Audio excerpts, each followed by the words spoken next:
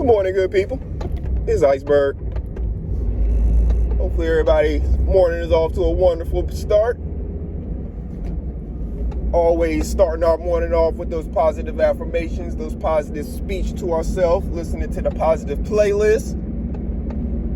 Everything to get them juices flowing, get the mind running in the right way. Putting behind and aside all of the negativity of yesterday. Not thinking about anything that might encounter us today, but just taking the moment for ourselves to look at ourselves in the mirror, stare into those most beautiful parts of our soul that we all have. You know what parts of yourself you love. Focus on those. Stare into the mirror, look into your own eyes when your hair's messed up before you even brushed your teeth, and tell yourself how wonderful you are and how great of a day this is going to be, no matter what it is you're encountering. I have a coworker who is in the beginning journeys of going through the treatments and all of the different scans and stuff like that a person has to go through associated with being diagnosed with cancer. But she has the just greatest attitude to me about all of it. I mean, she's kind of like, it is what it is, and she's gonna, of course, she's still getting things figured out as far as what's going on, what's where, and what's the next steps and all of that. But her attitude about it is still positive throughout it all. And there's a bunch of people like that. This is just somebody I happen to know, but there's a bunch of people like that all over the world who have the most detrimental things going on in their own personal lives. Yet they still get up every morning and start the day positive. They come out into this world spreading positive cheer and joy. And there's no reason why all of us can't do that. Because, there's people out there who start their day off, or at least by the time you encounter them, they're just being a hater. Let's just go there. That's a general way of saying it that I think everybody pretty much understands, and I don't have to say any more negative words. They're just being a hater, a hater on your day. I called them joy thieves before. Same thing. There's a person that seems to be put there to try to come and steal people's joy. Every time they come around, it brings the entire energy of the room down. Nobody really wants to encounter them because they know, it just seems like every time somebody does encounter them, you leave that conversation or situation feeling drained. You even have to maybe even pep yourself up to go have the conversation with the person when it's necessary. Those people exist, and we all know those people exist. But we ourselves don't have to be that person. And we can, to an extent, control how the interaction with that person impacts our attitude. Now, I understand in the moment and immediately after it, you may need to do some decompression in order to get yourself back to your positive space. You may need to go somewhere and say a few words and hit a heavy bag or something. But then come on back out into the world and you can get right back on your positive grind and not let that interaction impact the entirety of the rest of your day. We all have the power and ability to do that. And again, I think that is incumbent upon more focus on self-help, self-development, self-growth, self-mental peace. I think that's more incumbent upon that. But too often, people's lives are consumed with what other people have going on, focusing on other people's problems, praying for and wishing for other people's downfalls, as opposed to focusing on how to receive your own blessings. What I really wanted to talk about this morning, we've been talking all throughout the week of, and I've done this in the past. If you've been with me for, a year or so, you've heard me do this multiple times. But all this week when we've been doing our morning messages, we've been talking about kind of how and where you should be in the progress of your week. So on Monday or Sunday even, maybe Sunday evening, maybe Monday throughout the day, a lot of us think about what it is we want to get accomplished for the week. Do we have some goals we want to complete? Do we have projects we want to start and finish?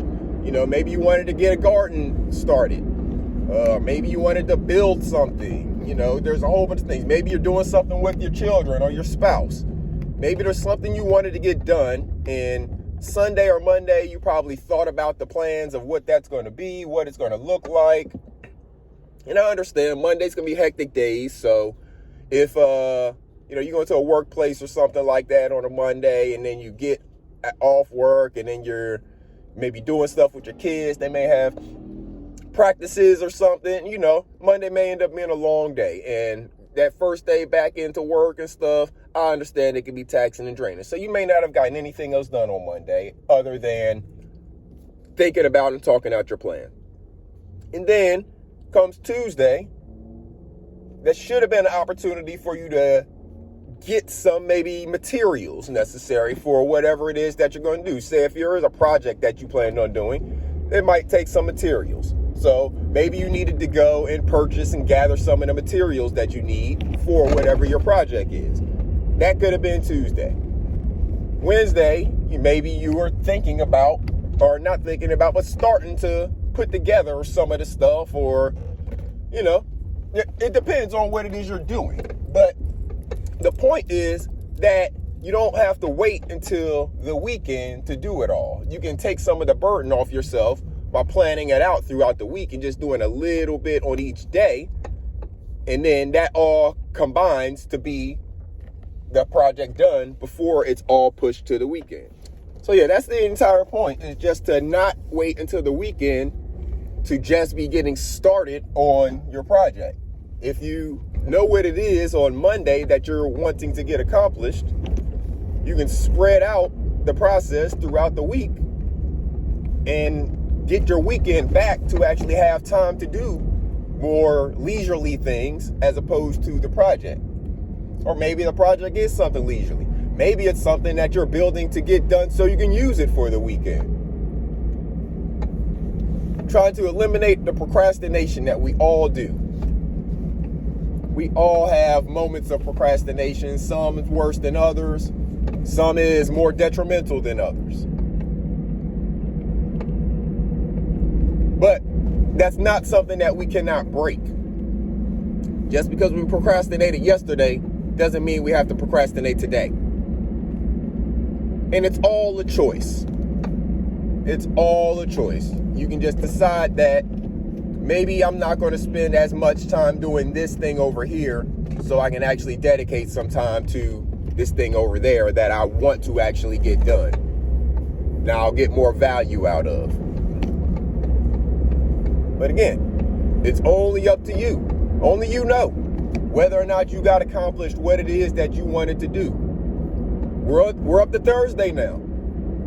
Today is Thursday. So have you gotten any of your stuff done that you were thinking about on Monday? Have you started collecting any of your materials? Because tomorrow will be Friday. It'll be payday. The stores will be packed. You're probably not going to want to be out there with all them people. And you're right up on the weekend. So that means if you start getting the stuff tomorrow, you definitely have to do it over your weekend. But you still have time today. I don't know whether you have a lunch break. I don't know what your schedule is. That's why on Monday, when we plan it out, we're thinking about it, we look at our schedule for the week, see where we have our gaps of time naturally, maybe where we need to create some time. And once that's done, you just got to stick to it at that point. Just got to stick to it. And that's the hard part sometimes, but you listen to me, I'm going to continue to motivate you to stay active, get your projects done, accomplish the things that you're trying to do. You can listen to playbacks. You can listen to live stuff that I'm doing, because I talk about the same stuff most of the time. We're talking about your mental health, the impacts on it, and getting active, planting gardens, teaching your children, educating yourself, all of those things. I believe they're important subjects, and I don't know who's going to hear me on any one given day. YouTube doesn't tell me every specific person that's watching. The only time I know that you're watching is if you comment. If you hit the like button, that's greatly appreciated. That does help the video get shared and spread around. You could also hit the share button. But I only know that you're watching if you comment. So I don't know the one that needs to hear this on any given day. And I know that everybody's not going back and listening to past videos. So I'm going to continue to say the message because I think it's of utmost importance that we, each individual person, does the things necessary to protect your own mental health, to make sure to ensure that you maintain mental peace, mental wealth. It's up to you. You alone are in charge of protecting your mental health. So make sure that you're doing that. Make sure that you are teaching the babies how to do it. They don't need to get to 30, 40, and 50 years old just then learning how to unpack the stuff that's being piled up in their head. They can process this stuff at those early ages and be so much farther ahead of us. And that should be our goal, to set the next generation ahead. They should learn the stuff that we know early in life, so when they get a little bit later in life, they can be out there learning new stuff. I'm just now learning stuff that I should have been taught in history class when we're talking about the Green Book. I had never heard of it. But I should have learned that back in elementary and middle school. This is stuff from the 30s up through the 60s. Why am I just now learning about it? Oh, because we don't teach our history here in this country. You have to seek out the history on your own. And what a lot of people fail to understand is that history is where we learn. We learn from experiences, right? We learn from others' mistakes. That's history. People write about it. They write about their mistakes. They write about their experiences. All of that stuff is history. This Green Book information is our history. It's American history. It's the history of America during the Jim Crow era. Why didn't all of us learn this? We have to know where we came from to know where we're going and where we don't want to go. This country seems to be headed in who knows what direction, but some of the stuff seems like it's backwards. Places that we've already been in this country, but a lot of people don't know the details about because it was not taught. So it's up to us to educate ourselves. It's up to us to maintain our mental health, our mental peace. Make sure you're doing it for yourself and make sure you're teaching the children to do it, good people. And make sure you're taking care of each other. Take care of yourself and each other. It's an easy thing to do. Smile at somebody. Say something nice to somebody when you're walking past them. Say good morning. Just try being pleasant for a day. Everybody out there, if everybody is pleasant to the other person, who cares if they look at you like, ooh, they acting different? So what? If it makes you feel good, makes you feel better, keep on doing it. Forget how they think about it. I'm going to keep it PG-13. I'm going to keep it G-rated. So I would have said it in a whole different way. Y'all know that. But make sure y'all take care of yourselves and each other. Make sure you're schooling these babies on how to take care of their mental health as well, good people. I'm getting here on the grind, so y'all make sure that y'all do something with your day. You made the plan. Make sure you're executing it. Take advantage of these days. It's beautiful weather here in North Carolina, Zone 7B. Our highs are in the mid-70s. Our lows are in the mid-50s, upper 50s to 60s.